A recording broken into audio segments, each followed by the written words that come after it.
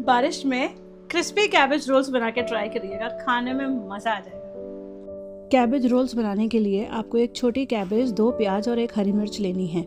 अब इन सभी को आप एक इलेक्ट्रिक चॉपर के अंदर डाल दें, छोटे टुकड़ों में काट के इसे डाल दें। हमें इन्हें बहुत महीन, बिल्कुल बारीक चॉप करना है। आप इलेक्ट्रिक चॉपर से यूज़ करें या आप हाथ से भी कट कर सकते हैं।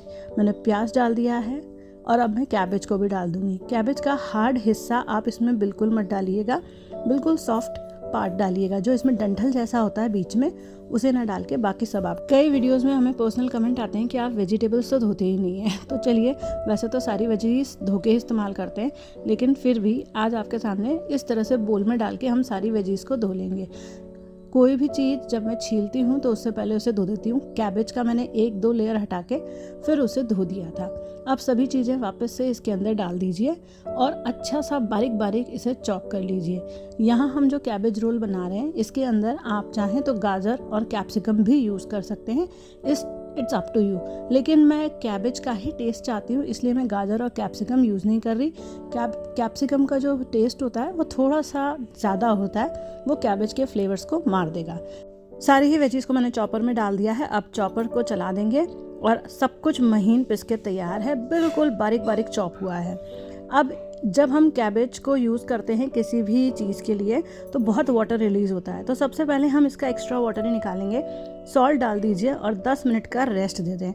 10 मिनट रेस्ट देने के बाद इन सारी ही वेजीज में से एक्स्ट्रा वाटर निकल जाएगा और आप इसे कपड़े में डाल के स्क्वीज़ कर लें। कपड़े में डाल के स्क्वीज़ करने से हमारा जो कैबेज है उसका एक्स्ट्रा वाटर निकल गया है और अब ये बिल्कुल यूज़ करने के लिए तैयार है।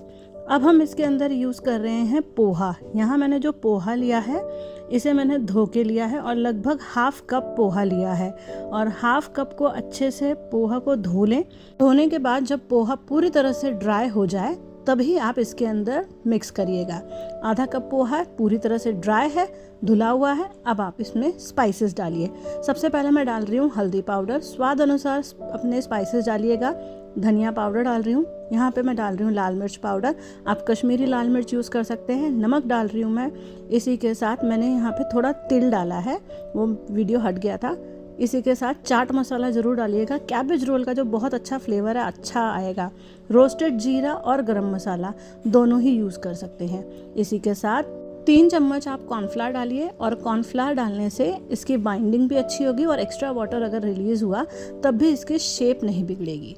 अब आप इनको अच्छे से मिक्स कर लीजिए, कम से कम 2 से 3 मिनट दीजिएगा, क्योंकि हमने ड्राई पोहा डाला है, यानी भीगा हुआ पोहा डाला है, लेकिन पोहा को कुछ भी चीज़ एब्जॉर्ब करने में टाइम लगता है।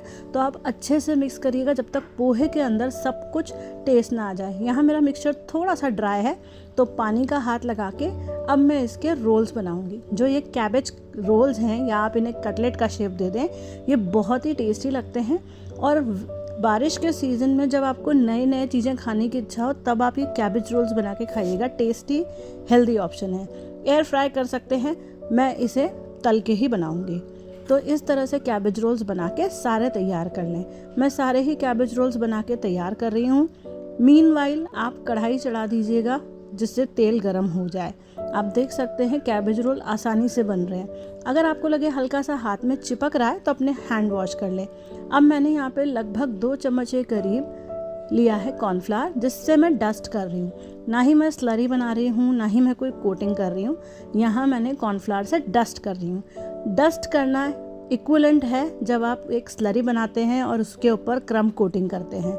इस तरह से आप डस्ट कर लीजिए अपने सारे ही कैबेज रोल्स को और उन्हें स्ट्रेनर से अच्छे से एक्स्ट्रा जितना भी कॉर्नफ्लावर है निकाल दें।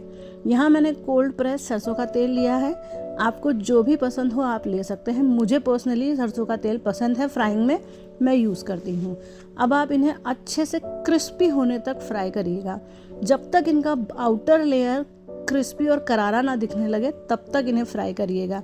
थोड़ी देर बाद देखिएगा ये कई लोग जो KFC का चिकन खाते हैं ना, ये उस तरह का दिखने लग जाएगा, जबकि मैंने इसके ऊपर कोई कोटिंग भी नहीं करी है तब भी ये वैसा दिख रहा था और खाने में तो बहुत ही टेस्टी था। अगर आप जिंजर गार्लिक खाते हैं यानी लहसुन खाते हैं तो आप इसके अंदर डाल सकते हैं, जब हमने प्याज और हरी मिर्च को इसके साथ पीसा था। अब आप देखिए आपके कितने क्रिस्पी कैबेज रोल्स बन के तैयार हुए हैं। इन क्रिस्पी कैबेज रोल्स को अब आप निकाल लीजिए और इन्हें इस तरह से रखिएगा जिससे कि इनका एक्स्ट्रा ऑयल ड्रेन आउट हो जाए। अब आप अपने बाकी कैबेज रोल्स भी इसमें डाल दीजिए। अगर आप कैबेज रोल्स के ऊपर ये डस्टिंग नहीं करते कॉर्नफ्लावर की, तो चांसेस थे कि कैबेज थोड़ा सा ये जो हमारा रोल है फैल जाता या इसके कुछ पोर्शन बाहर निकलता या डी शेप हो जाता। अब मैं इसे सर्व कर रही हूँ तो थोड़ी सी कैबेज काट के मैंने प्लेट में रखी है। इसी के साथ तंदूरी मेयो सर्व किया है। अगर आपको केचप या हरी चटनी पसंद है तो आप सर्व कर सकते हैं। कैमरे में ये थोड़ा सा डार्क कलर में दिख रहा है, एक्चुअल में ये इतना डार्क नहीं था, ये थोड़ा रेडिश ब्राउन था। तो पता नहीं मुझे, क्योंकि कमरे शायद मेरी किचन में बहुत ज़्यादा उजाला था उस समय, इसलिए कैमरे में ये थोड़े से डार्क आ रहे हैं। खाने में ये बेहद ही टेस्टी थे, लाजवाब थे। You must try this. और इनफैक्ट आप अपने बच्चों को दे सकते हैं। सारी प्रिपरेशन रात को कर लें, फ्रीज़र में रख दें और इन्हें डीप फ्राई करके डस्ट करके आप बच्चों के टिफ़िन में दे सकते हैं।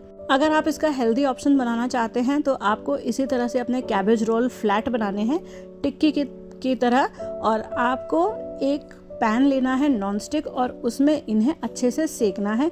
सिर्फ ऑयल ब्रश करिएगा तब भी अच्छे लगेंगे। हाँ, लेकिन ये उतने क्रिस्पी नहीं बनेंगे जितना ये फ्राइंग से बने हैं। चलिए अब मैं आपको टेस्ट करके बताती हूँ। क्रिस्पी कैबेज रोल्स मैंने भी पहले नहीं बनाए थे, फर्स्ट टाइम ट्राई करें।